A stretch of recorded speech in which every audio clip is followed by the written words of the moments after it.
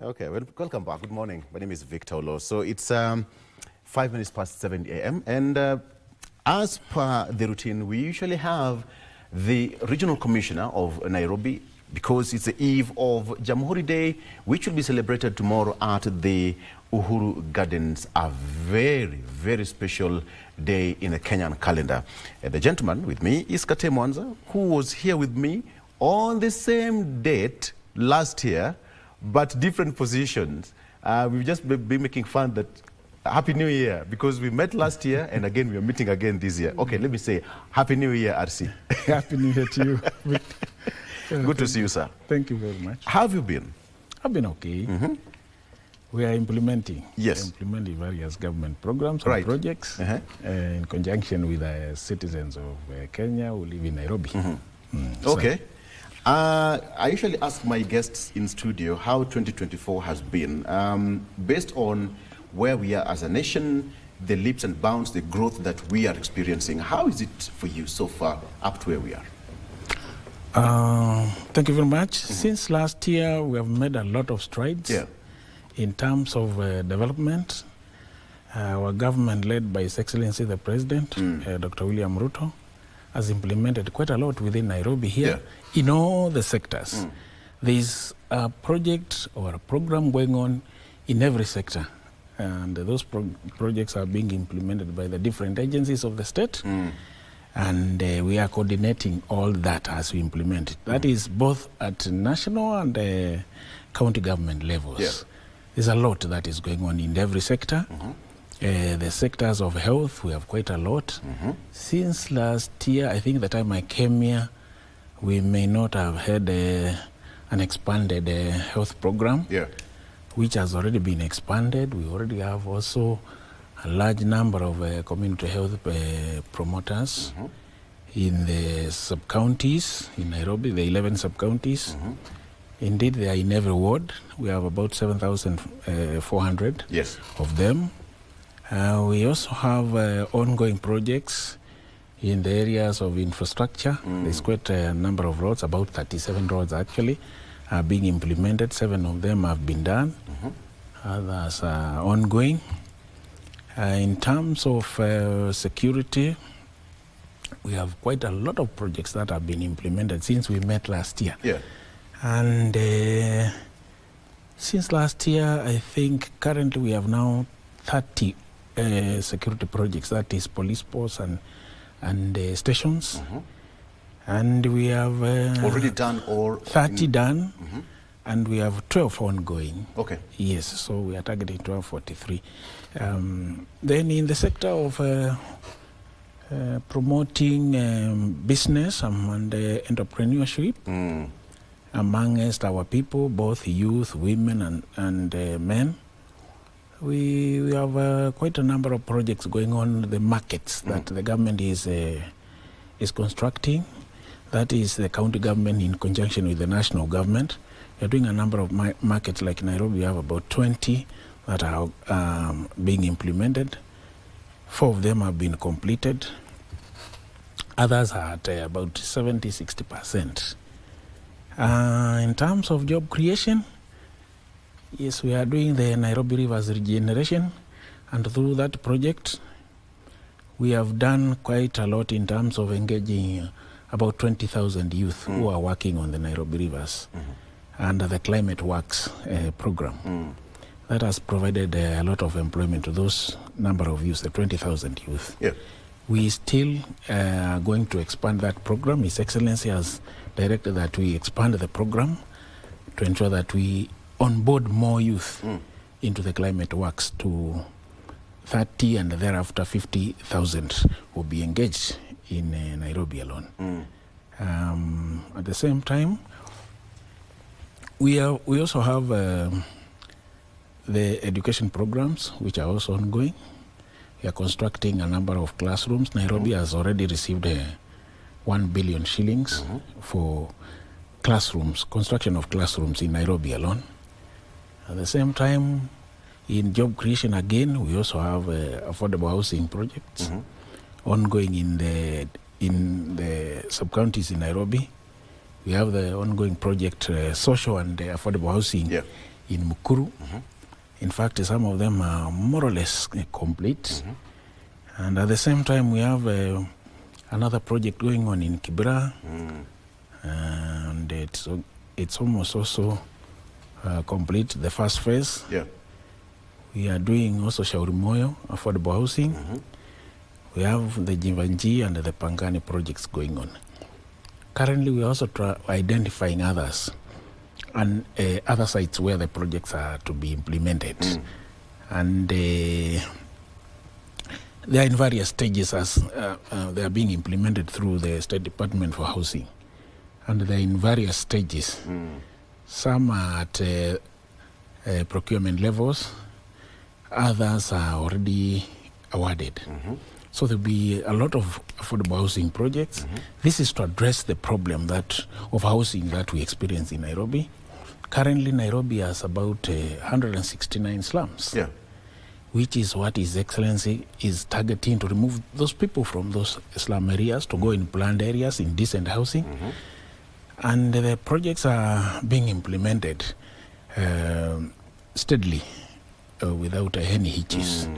So we are trying to identify public land in all the sub-counties, and we implement affordable housing in those areas. So basically, the other projects and all other sectors, energy sector, water sector, we have increased water supply in Nairobi now through the conjunction of the county and national government efforts to increase the volume of water that is being supplied to the people of Nairobi, so that we reduce the incidence of shortages. Quite a lot is happening in different sectors. That seems to be a huge growth and progress since you met here last year. And so to speak, what do you think, or would you say would be the projection as we get into the new year? As we get into the new year, a lot of projects will have been completed. Others will be going on, others will also be starting. So continuously the government is implementing a lot of projects and programs for the citizens in Nairobi, and that is as it should, as is expected of the government. And I want to call upon Kenyans to focus on development, particularly those who live in Nairobi, to continue focusing on the unity of purpose, and at the same time to continue supporting the government to implement the projects for them. There's a lot of roads projects going on. There's those markets I've just mentioned. They will provide job opportunities for youth, women. Once we expand those markets in all the sub-counties and the constituencies, it is going to benefit quite a number of Kenyans and absorb them to engage in business. But that, again, RC, that also calls the collaboration between the national government, the county government, and even the people. That, in a nutshell, is patriotism. Yes. Right. And in this case, what's the kind of reception you're getting from the Wananchi out there? I want to take this opportunity to thank the people of Nairobi. There's a lot of cooperation between the residents of Nairobi and the government. They are cooperating very well with both national and the county government. And as you have asked, we have good working relationship with the county government. In fact, we have a lot of joint projects and programs going on between the national and the county government. In conjunction with the governor of Nairobi, Honorable Sakaja, we have put our teams together, both at the county level, down to the lowest levels. We have joint teams, what we call multi-agency teams, and they are joined to implement different projects and programs. At the same time, in the projects of, for instance, what I had already mentioned earlier on the project of community health promoters. These community health promoters is a project being implemented by both national and the county government in terms of funding the activities. The technical teams are onboarded by the county government, and they are paid through the county government. But at the same time, we have also put them together with the chiefs and assistant chiefs who help them to reach out to the communities in the villages within Nairobi. Those nyumba kumis, they work with both elders, chiefs and assistant chiefs at the grassroots level. Secondly, in terms of security matters, we are also collaborating very well with the county government, supporting the county government to implement different projects and programs in a secure environment. We are basically also coordinating very well on the aspect of education to ensure that all our children go to school in Nairobi. The county government has put up a number of ECDs, and the chiefs and assistant chiefs plus the elders at the grassroots level are helping to mop up all children, particularly the ones in the informal settlements, to be enrolled in those schools, ECDs. At the same time, the county government is also supporting in terms of providing food to children who cannot afford, who come from families which cannot afford food for the family. So there is a dish in a county which targets mostly primary schools where we have children with a lot of coming from families with a lot of challenges. So that and those projects, and among others, are some of the ones which we are doing jointly with the county government. There's very good working relationship. I like that, sir. And the latest project is the Nairobi Regeneration Program, which the president is quite passionate about. Let's talk about waste management. When you talk about the cleaning of the Nairobi River, how is this done so that the waste that is collected from Nairobi River is perhaps made into good use? What are you doing about that, or what's the government doing about that? Yes, thank you very much. Indeed, that has been captured within the planning and it is being implemented. There is the different types of garbage that we are collecting, for instance. And there is the county government has provided the Dandora dump site where we are dumping, and that is where the separation is being done on what can be reused, what can be recycled is being kept aside. Again, we also have the other one that is to be destroyed is being destroyed there, so that we prevent the same waste we have collected from finding its way into the rivers. Yes. So the county government is quite supporting a lot. It has given us some compartments within the Dandora dump site where that separation can be done.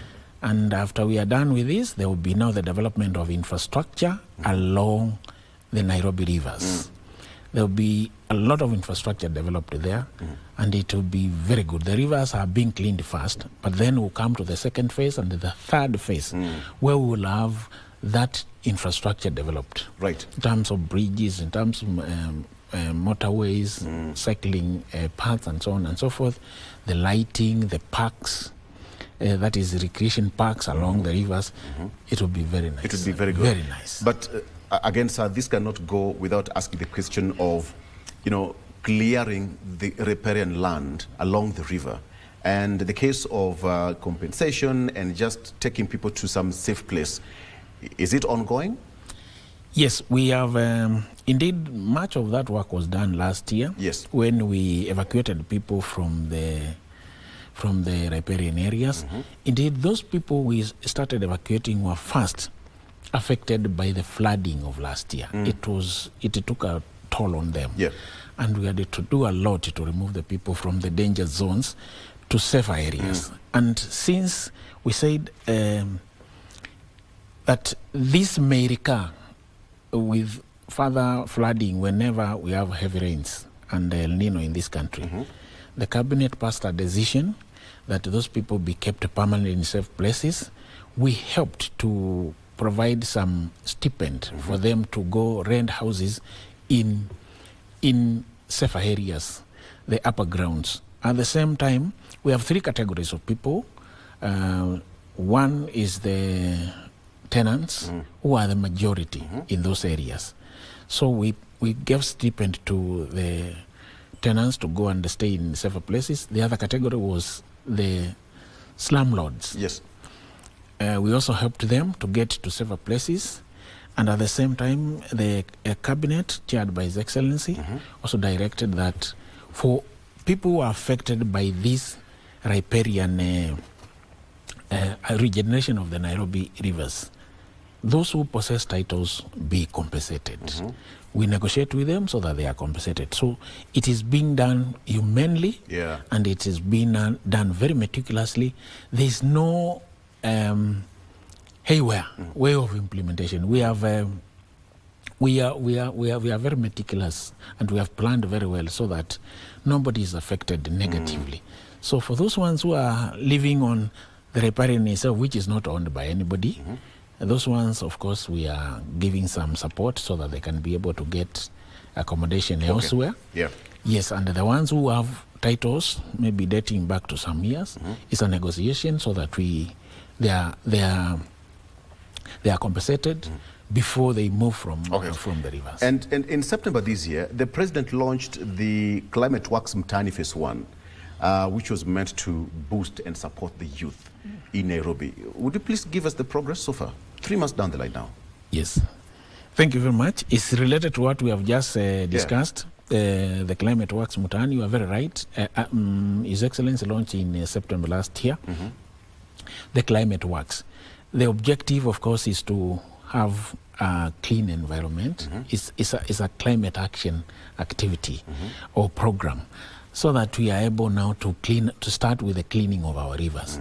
And at the same time, His Excellency also directed that we onboard some 20,000 youth for a start, to start the works. And the work is divided into different activities, the cleaning of the rivers. We are also doing nurseries, tree nurseries, which we are putting tree nurseries, which will also be planted within the riparian areas, as part of the beautification and also as part of environmental action. So so far we have onboarded 20,000 youth, and we have implemented quite a lot in those different aspects of the climate works in the Nairobi rivers areas. So it is going on very, very well indeed, and as I had mentioned, we are going to expand that, and we may be moving to 30,000 youth in the next by the turn of the year. So a lot has been achieved, and when you go there, you look at the rivers now, you can see the waters have started changing, and then at the same time, we have also achieved in the reduction of illicit brews making along the Nairobi rivers. You know that is where the brewing was going on. And a lot of other crimes, including drug peddling, was also taking place. So it is also addressing issues of illicit brews, the issues of security. The Climate Works program that His Excellency launched has achieved quite a lot. In those other fronts of security and addressing illicit brews and drugs. Let's come back to this, sir. We are here. The festive season again is here. Is Nairobi safe? Majority of us, we are going to the village, of course. You won't find us in the city. Is Nairobi safe?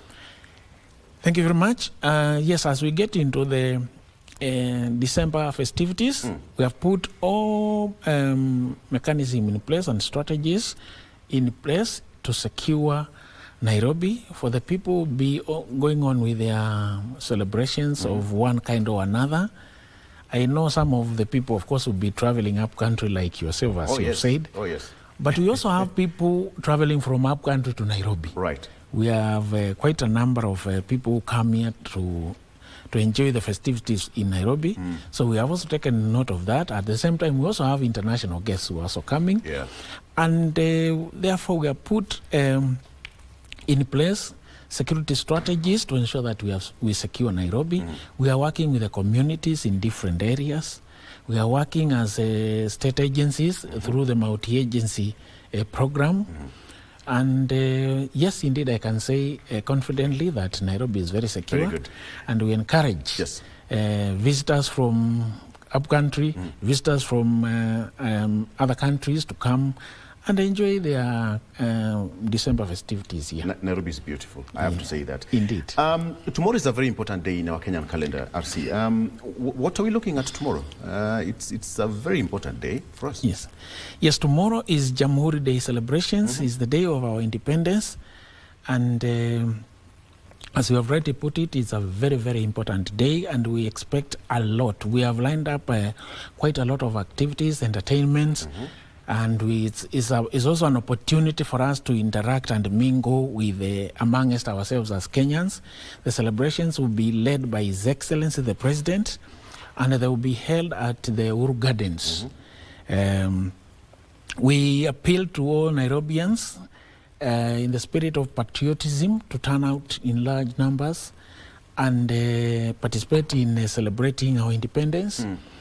And at the same time, we call upon Nairobians to be united, and as I said, we need to have a unity of purpose as Kenyans, so that we celebrate these days, we assess where we have come from, where we are today, and also plan for where we are going tomorrow.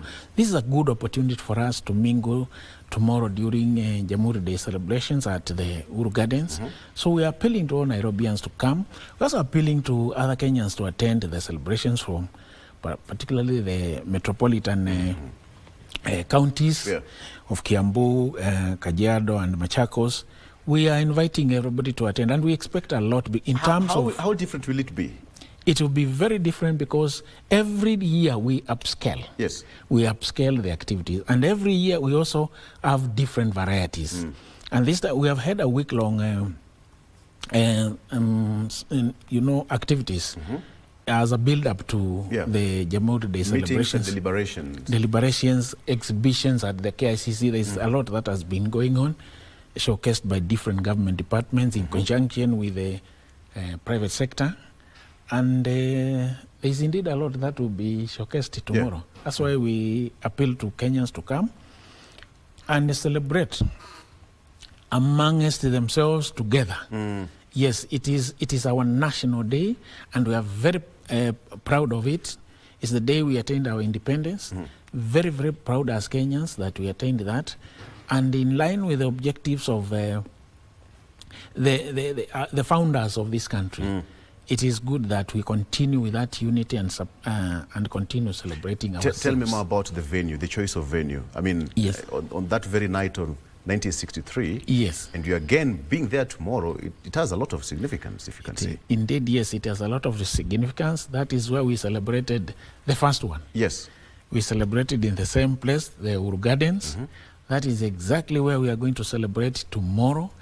And as you say, it has a very historical importance to all Kenyans that we are going the same place where we celebrated this.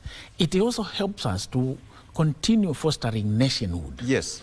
In line with the objectives of our founders of this country, or the vision they had, the intentions they had. It is the same thing that we want to rekindle tomorrow during our celebrations. Yes. And it's very good that everybody attends. We are all patriotic Kenyans. Yes. Personally, I will be there as early as 5:30 to cover that event, so I'm so sure we'll meet at the venue. Your last word as we finalize this. Yes, thank you very much. I would like to take this opportunity also again to thank the people of Nairobi for continuing to cooperate with the government and continuation in participation of various development projects and programs being implemented by the government. I want to call upon Nairobians to continue being united and continue being patriotic and continue living in peace, so that we focus on the development of our country and particularly development of Nairobi. Nairobi is a very important hub, regional hub. It hosts a lot of both local and international organizations. It's also the center of a lot of business, both by local and international investors, and it's therefore necessary that we continue promoting Nairobi as the regional hub of this part of part of Africa, that is the Great Lakes, the Horn of Africa, the East Africa community. This city is very, very important. We host a lot of institutions, and therefore we want to assure all and sundry that Nairobi is very safe for investments. Let them bring the investments here to create jobs, to create opportunities for our people. Let's continue thinking innovatively as the residents of Nairobi, so that we think solutions in terms of providing solutions instead of thinking criticism. Yeah. I think the best way is to think solutions. And positive. Positively. RC, great job. Thank you. Thank you so much. And please, let's not meet again next year, same date. No. Let's meet quite often. Let's update Kenyans and more so Nigerians what is happening out there. And perhaps because that's the only way that we have to achieve whatever we need. Thank you so much for joining us. That is Kate Mwanza, who is the Regional Commissioner, Nairobi County, just giving us an update of what we should be expecting tomorrow at Uhuru Gardens as we celebrate Jamhuri Day at Kenya since 1963. Personally, I will be there. See you tomorrow. Let's take a break. Good Morning Kenya continues shortly after this. Stay with us.